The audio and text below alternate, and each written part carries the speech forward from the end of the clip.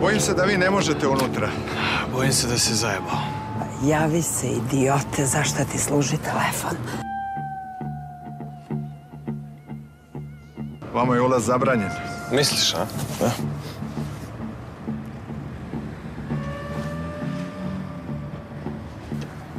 Evo mi ispred firme.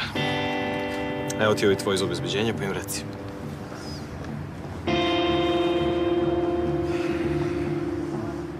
U redu. Ništa ne razumem. Nema šta da razumeš, zato si ovde. Uđite. Znate kuda. Mogu još mu reći.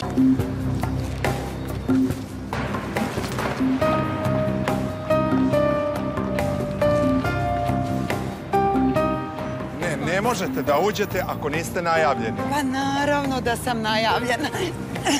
Ma pusti me, dečko mi je u opasnosti, da ćeš veću najavu, bre! Primijenit ćemo silu, ne... Ma, slušaj ti, butalčino jedna!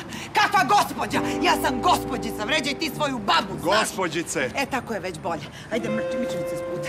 Miči mi se s puta. Ama slušaj me, šta ću da ti kažem? Aleksa je moj dečko! Koji Aleksa? Kako se preziva? Šta te briga kako god da se preziva? Ako me ne pustite sada, pašće krv! Jel me čujete? Pusti me, budačino! Bez moždana maso! Pusti me! Kažem! Ubićemo vas sve! Ma nije se rodilo muško koje će da spreči besno ženstvo! Beži! Gospođice, zvaćemo policiju! Sad sam se usrala, jebote! Pa mene je policija više puta privodila nego što ste vi vazduha se nadisali. Nemojte nas terati! Ma jebaću ti mater! Ma nema toga koji je pačetu zaustavio! Beži, nećeš me ukrotiti! Nećeš me ukrotiti! Pusti me! Pusti me! Pustite me! Pustite me! Ljudi, pa pustite, šta vam je? Pustite, Ivana, neće da me puste!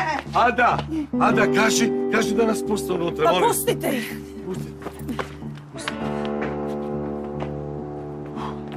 Nisam li vam rekla da ću da uđem, a šimpanzo? Jeno, majicu, moj mucku.